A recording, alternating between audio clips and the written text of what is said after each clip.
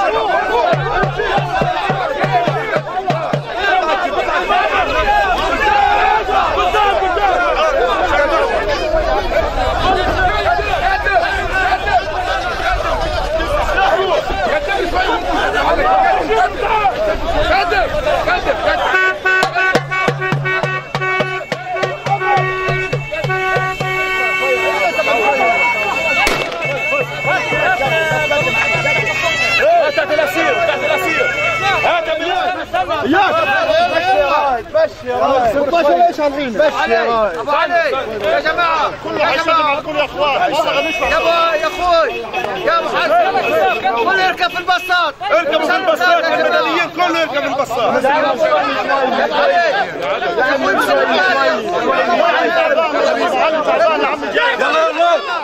كله على السيارات كله على السيارات يا ابو السيارات على ديات خد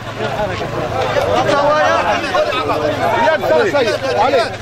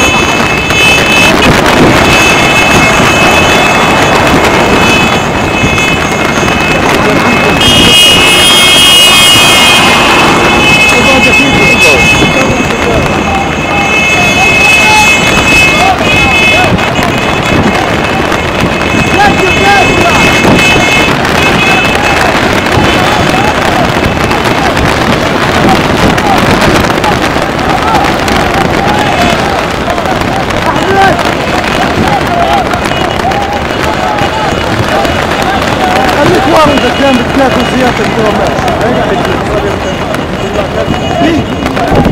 خليك ورايا يا راجل يخرب بيت الشغل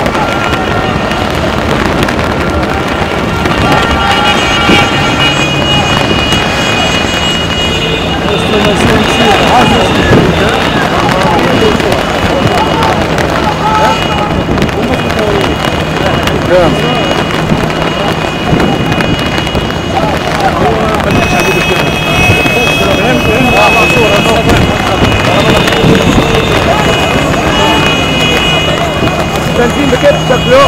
لا لا ركاب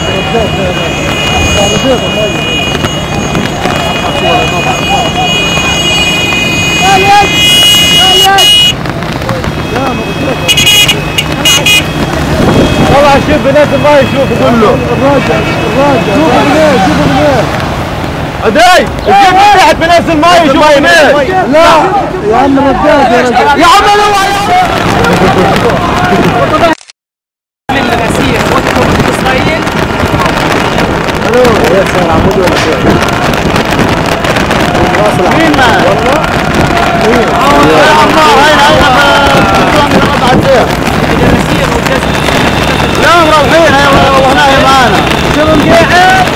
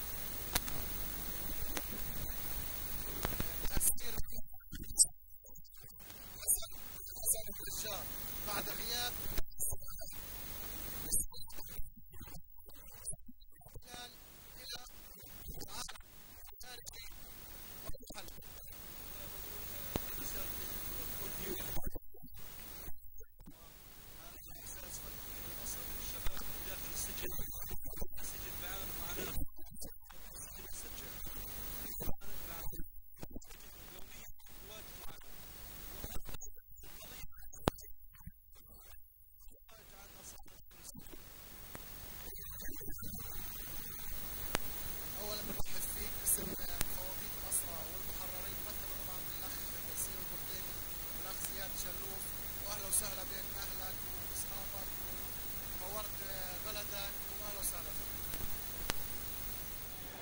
الأخ تيسير البرديني المفوض العام للأسرى والمحررين في عرس جديد استقبلته أهالي مدينة رفح. رسالة كمفوض عام توجهها إلى أسرانا البواسل داخل سجون الاحتلال. أولا نقدم التحية كل التحية إلى أسرانا الأبطال، ونتمنى من الله عز وجل الفرج القريب لهم، كما ونهنئ أبناء آل النجار بالإفراج عن ابنهم الأسير المحرر حسن النجار، وكما نهنئ أبناء حركة تحرير فلسطين فتح الذين استقبلوا هذا البطل بهذا الإفراج العظيم. من هذا المكان نتحدث ونقول بأن ومن خلال دموع ابنة هذا الأسير دموع ابنة الأسير نناشد الجميع من أجل إطلاق سراح الأسرى، ونناشد الجميع من أجل العمل لهذه القضية المقدسة. من هنا نقول بأن رحلة معاناة هذا البطل قد انتهت، رحلة العزل قد انتهت بالنسبة لهذا البطل، وكذلك عدم الذهاب الفوري أو عدم الذهاب الدوري إلى المستشفيات للعلاج أيضا انتهى. هناك كثير من القضايا انتهت بالنسبة لهذا البطل المفرج عنه، ولكن يجب أن نتذكر من خلال هذه الخيمة أن هناك أكثر من 6000 أسير يجب العمل من أجل إطلاق سراحهم. رسالتنا إلى أسرانا الأبطال وفي يوم الأسير الذي اقترب خلال الشهر القادم نقول لهم بأن أبناء شعبكم الفلسطيني وبأن أبناء حركة تحرير فلسطيني فتح يعملون ليل نهار من أجل حريتكم ومن أجل أن تتمتعوا بالحرية كما تمتع بها حسن النجار. الأخ أحمد عزام أبو اسماعيل أمين سر حركة فتح إقليم رفح، رسالة توجهها إلى العالم الدولي كأمين سر لحركة فتح اتجاه قضية الأسرى في سجون الاحتلال. أنا أولا بوجه رسالة لأسرانا البواسل في سجون الاحتلال ونقول لكم نحن معكم من قلعة الجنوب الذي تحتفل بمناسبة الإفراج عن الأسير المحرر حسن النجار. نبرق كل التحية لأسرانا الموجودين في الزنازين، الموجودين في العزل، الموجودين في أقسام السجن، ونقول لهم نحن معكم وسنعمل على الإبراز وإظهار قضيتكم للعالم كل، وسنعمل باستمرار مع المنظمات الدولية وهيئات حقوق الإنسان على طرح قضيتكم وبشكل جدي. ونحن في حركة فتح نقول لكم بأننا سنستمر من أجل الإفراج عنكم ولا نترككم أبدا، ونقول بأننا سنعمل بيوم الأسير ونحضر ليوم الأسير تحضير يليق بتضحياتكم ويليق بمعاناة الأسرى في سجون الاحتلال. كما ونهنئ آل النجار بمناسبة الإفراج عن أخونا حسن النجار، ونهنئ أبناء فتح في الوطن وفي الخارج بمناسبة إطلاق سراح هذا الأسير. في هذا اليوم انتهى معاناة هذا الأسير، انتهى الظلم والاضطهاد الذي كان يعانيه هذا الأسير، ونهنئه ونقول له إن شاء الله إن شاء الله تعمل على بناء وتأسيس والعمل على إبراز قضية إخوانك في سجون الاحتلال، وإنها لثورة حتى النصر. ومن هنا من داخل خيمة استقبال الأسير حسن النجار نبرق باسم مفوضية الأسرى والمحررين بالتهنئة الحارة إلى عموم آل النجار بمناسبة تحرير ابنهم من داخل سجون الاحتلال.